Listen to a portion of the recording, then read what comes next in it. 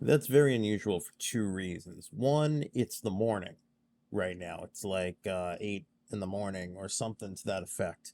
So you shouldn't even be going to like a pizza place, right? No, a real pizza place, not like a Domino's or a Pizza Hut. We're not big enough where I'm gonna get in any kind of trouble for saying anything about those. Um, what's the other one? Papa John's. It doesn't matter. Your local pizza place. What was I saying? And if, you know, the cops are going to do that, you might not as you might as well not go in there because you're clearly causing some kind of an issue. Steve Weiner from GetRubix.com, and we're going to keep going with our Windows 365 boot topic from yesterday. We went over the basics, but I want to go a little bit deeper today and talk about how we could automate the process, kind of diagram how it works, and you know, generally explain a little bit more and show you how to automate that. Well, did they get arrested? I mean, I gave up cheese, so I don't really even eat pizza.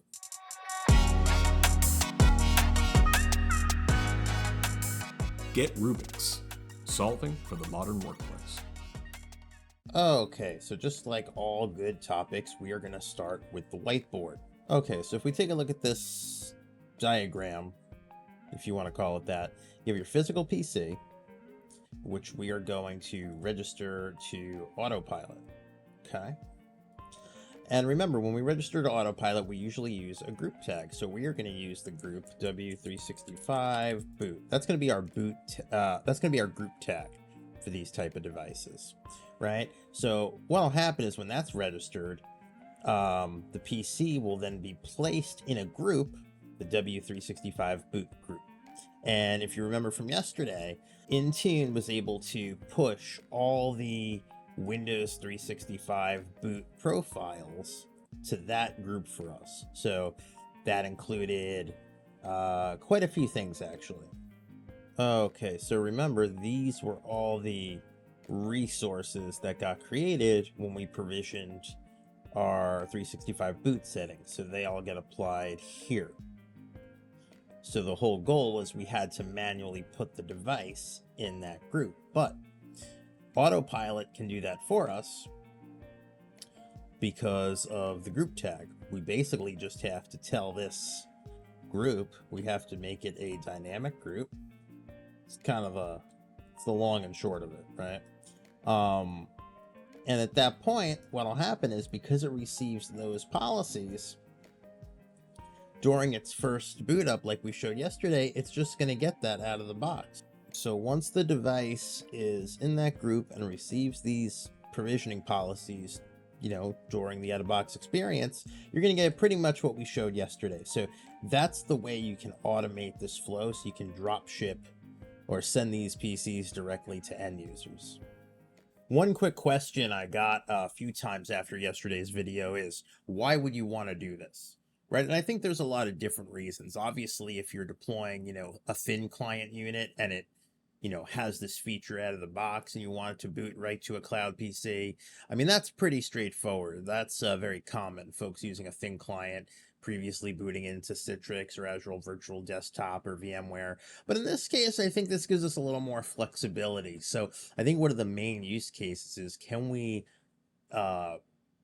purchase maybe lower cost PCs, or if we're in a situation where there's a lot of, turnover of PCs, or they're in an environment where they get damaged or lost, this gives us a lot of control over the session, right, without worrying about the hardware so much.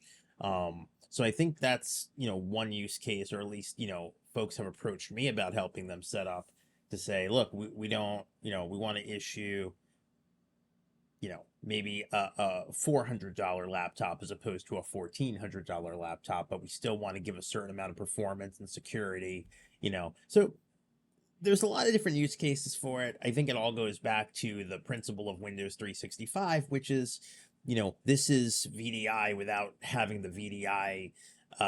You don't need the expertise or the deep knowledge. You sign a license, you get a PC. You sign a license, you get a PC. So this just gives us more flexibility on top of that. It's another way to use it, right? So I see a lot of options here. It's good to have options. So the one thing to remember is the cloud PC is managed by Intune, right?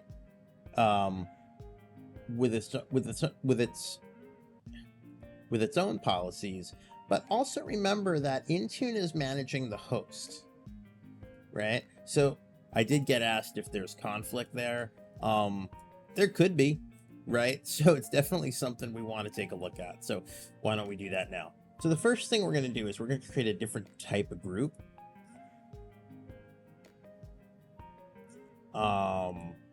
And then we're going to make sure our provisioning is assigned to that. So this is going to be a group called Windows 365 Boot PCs, and it's going to be dynamic. So what we want to do is we want to set the rule. Oop, I don't want that. I want to hit edit. And just like an Autopilot dynamic group, I want to say device.device physical IDs, any starts with, that's the new contains, right? Starts with order ID W365 boot. Let's hit OK, make sure that's valid, and hit create.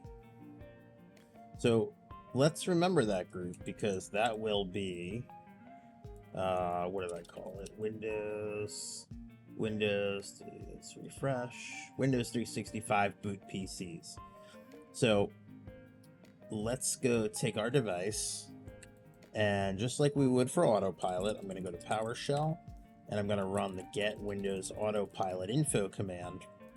The group tag is going to be W365 boot, and I'm going to do the online switch to post that. What we want to do now is we want to go back through our configuration policies,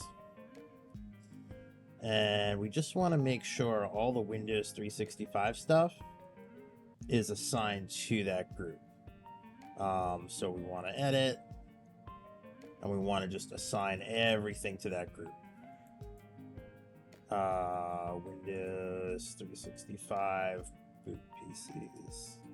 So once you're done, you just want to make sure all those assigned resources are assigned to those groups, which they are. And now let's go see if our new device is in that group. So Windows 365 boot PCs. We should have 2 devices. Oh, it got my old device as well. Cool. So I'm going to skip this part. I'm going to provision the device. It's the same thing you saw yesterday. We go through Autopilot, it reboots, and we're in the cloud PC. What we want to do is we want to take a look at after, and we want to see what was provisioned from the cloud PC side and what policies are being applied to the host. Okay, so the cloud PC is ready to go. It provisioned, put me right into it, no issue. I want to go back and look at the device now in Intune, and I want to see what was applied to it, right? Okay, we have, first thing is our device configuration. I'm gonna make this in a new tab, even though I never do that. I would be looking at the cloud PC name, because remember, my cloud PC is this one, CPC. So this is the one, if I wanted to apply any kind of configuration to it, I would. They pretty much got everything the same. Lapse admin account, always errors. That's Intune, please fix that. But you can see, because this is a host, we got the Windows 365 boot policy. And this is the cloud PC, it didn't get that. So the cloud PC is pretty much doing okay. The Copilot CSP isn't working because I have the wrong build of Windows, but everything else is fine. However, if we were to go look at back on the host, my default elevation settings showed an error. Why did they show an error? They showed an error because, I don't know, on the system account. I have to look into that. And here they did not. So that's probably a symptom of it's, conflicting with one of those 365 boot policies. It's definitely something to look into more. But you can see the difference. So I have a lot of things I'm inheriting from all devices that I really don't need. So I should probably be scoping some things down, right, to just the dynamic group. Because you don't want anything that's going to interfere with it. If we look at applications, so I'm going to go to managed apps. So we can see I have, for waiting for install status, I have quite a bit that's running on the host. But like, for example, company portal, I don't need that on the host. I need that on the cloud PC. If you look at the cloud PC, that's what I would want there. And so there's still a bunch available to install, but they're two different things, right? I don't need the Azure Monitor agent necessarily on the host. So just things to think about, that we're now dealing with host management versus, cloud PC management. And the cloud PC management doesn't change, right? I've had this up and running and I've been configuring it for a while now. So, nothing should change there. And we could even see under the group membership, right? The host is part of all my Windows 11 devices, all Autopilot, and my Windows 365 boot. My cloud PC is part of all Windows 11 devices and Windows 365 cloud PCs. So, with the exception of the Windows 11 group, they're in, two different places. I think this is a really good automation flow, especially with the fact that we can control the user being assigned to the device through Entra identity governance and the access packages. I'll put a link to that below. So yeah, this is definitely not a standalone video. There's a lot of things we set up previously, but I think it's important to see the flow here, because this is great. If I wanted to, that means what I could do is, let's say I'm onboarding a contractor or an external, some kind of employee, a temp, a developer needs a second PC, and I want it to just be a cloud PC. I can use the, put the user in the right group, tag the device as W365 boot, and just deploy it, right? I don't have to do anything special first. Autopilot's going to take care of that for me. And then when it boots, they're going to go right into the cloud PC. So just taking it a step further by automating the deployment of it, right? It kind of goes to the simplicity of the Windows 365 cloud PC. That's all I got for now. We'll be seeing you.